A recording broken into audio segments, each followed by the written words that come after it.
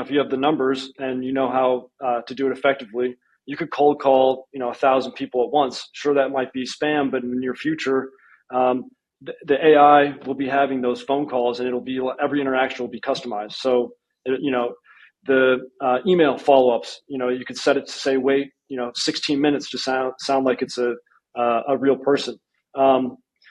So I think that the problems are going to be maybe for humans being able to filter out what's a human, what's not. But if the AI is able to do it more efficiently than say a team that costs $1 million a year, which could be just 10 people, or it depends on where you live. I mean, so if you could do it for 100,000, then you're saving $900,000.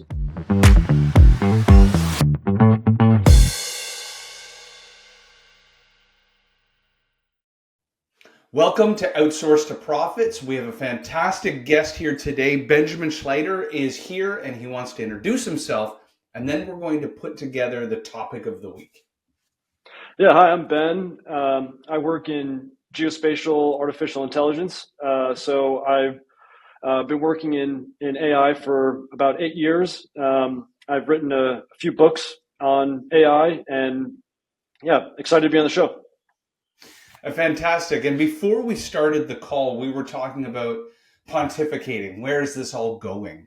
And of course, one of my businesses is an offshoring agency where companies use talent to be able to buy back and not do $5 an hour tasks. And ultimately, so that they can focus on the big rocks, the $500 an hour value creators. And what I've often said to teams is that right now there's, just in sales and marketing, there's hundreds and hundreds of AI tools, which could be a feature here or a loan solution here. They're not all integrated into the tech stack. But instead of sales professionals going down the same rabbit hole and spending time trying to learn all these tools, which ultimately detract from the ability to engage the market, I highly recommend you use the labor arbitrage you've put into the market, offshoring resources, to master these tools. And then you're getting kind of a double potency. You're getting a labor arbitrage because of the offshoring. And now that talent yield per record or transaction or project is exponentially greater. But so that's kind of the thesis that I have, that in fact, there is a double opportunity when you use offshoring resources to master these tools. But from your perspective, you are deep in the heart of AI. Tell the audience, kind of set them up. Here's the situation. Here's what we work on. Here's the opportunity or challenge I'm seeing in the market. And where do you think all this is going?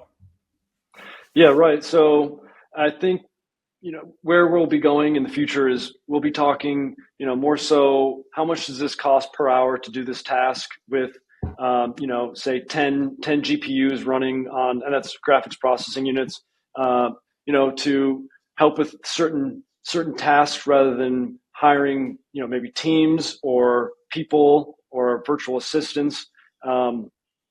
So we'll be talking more, how do we utilize things like ChatGPT, GPT-4 in order to, leverage not only the resources that are available, publicly, but also being able to train AI models on, say you have a team that, really has 10 to 15 core questions that are being asked every day. You'll be able to take those core questions in and go through, say, like a decision tree. So automating these tasks, it'll reduce overhead costs. It'll, machines don't sleep. They run on energy. So if you could find a location that has a low cost of energy, you'll be able to have maybe a more efficient, potentially a higher quality product, because it'll be learning every time it interacts with the customer. So over time, it won't get frustrated. It'll understand what the customer needs are. It could say, hey, you know what? I can see that via voice analysis, someone's upset, or maybe someone's satisfied, and kind of funnel them into a position where they're a happy customer, And then all this will be wrapped into tasks, maybe by the hour, by the minute. If you look at how maybe Google or Amazon does it, they charge by the hour. So it's like, depends on what you're running. It could be 15 cents an hour. It could be, depends on how big your needs are. But you'll be talking in more the realm, in my opinion, more the realm of how much does this cost for energy? How much does this cost for server size? What kind of server do we need? What are we trying to do with those servers? So I think that outsourcing will eventually be, how do we outsource to a machine, and not to totally replace people, but to be an assistant. So if you were to, let's do a little pontification, because I've heard a lot of podcasts talk about it's coming, but let's make it practical for two audience members. The average chief revenue officer lasts less than 2 years in a company. So I'd like you, we're filming this in May of 2024. Let's give it to the end of 2026. What are practical, tactical tasks that AI could do for, let's say, sales teams, marketing teams, anything that has to do with revenue or revenue operations, that you think will become practical in that time frame, where that you're planting a seed for them now? Like, these are things that you should be thinking about doing by 2026. And then what I'd like you to do is do that same exercise to about the year 2030. Average founder typically will keep a business. By year 5, they start to get itchy feet, kind of get bored of their business a little bit, and they need to change things up. So maybe show us those two timelines where you anticipate this is where we're going to be, and what are practical tasks, projects that AI would completely take off people's plate. Yeah, right. So the biggest thing I would say would be AI to AI communication. So we'll be having sales teams that are completely AI driven. You'll have maybe 1 or 2 people monitoring, again, like a big server or multiple servers, depending on what your operation's like. So the AI will have to be able to communicate effectively with other AIs, and so that's, I think, within 2 years. I think it's already very possible. I mean, if you're like again low ticket sales, like more e-commerce, smaller, it could do outreach. Sales. Yeah, it could do outreach. It could do. You kind of name it. Just depends on how good your programmers are. So you'll be able to do full phone calls. I mean, you could have. You could do cold calls. You could cold calls. If you have the numbers and you know how to do it effectively, you could cold call 1,000 people at once. Sure, that might be spam, but in the near future, the AI will be having those phone calls, and it'll be, every interaction will be customized. So the email follow-ups, you could set it to say, wait 16 minutes to sound like it's a real person. So I think that the problems are going to be maybe for humans being able to filter out what's a human, what's not. But if the AI is able to do it more efficiently than say a team that costs $1 million a year, which could be just 10 people, or it depends on where you live. I mean, so if you could do it for 100,000, then you're saving $900,000. I mean, your customer acquisition, you can be so much more competitive with your pricing model, or you could go downstream and go after smaller businesses because you can afford it. You've given me an idea I'd like to explore, actually, as you're describing that. Let's stay on that year 2026, the first piece, that sales and marketing team.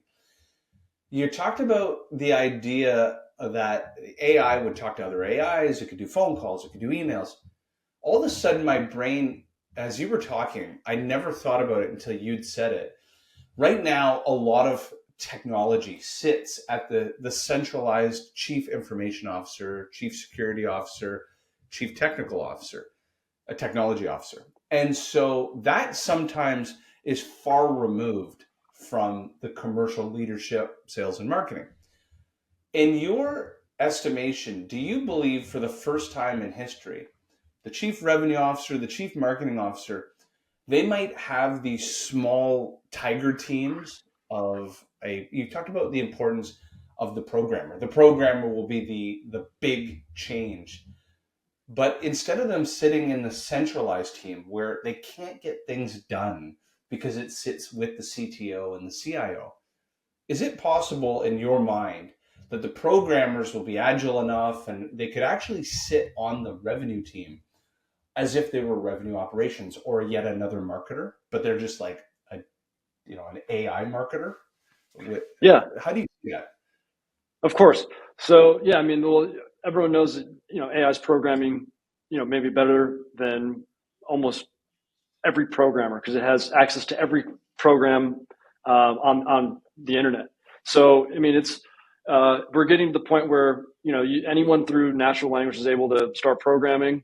Um, so I mean, there is some technical skills needed for that, but yeah, I would say revenue. You'll be able to analyze all the revenue coming in. It'll be able to obviously suggest new revenue streams, abilities to obtain that the new revenue streams via certain computer code that hopefully would be open source. If it's API driven, that's fine. It costs a little bit more, but being able to connect a multitude of different both open source and API based technologies, you'll be able to create your own custom model, if you will, in order to help grow, or say you need help with outbound or you need help with inbound.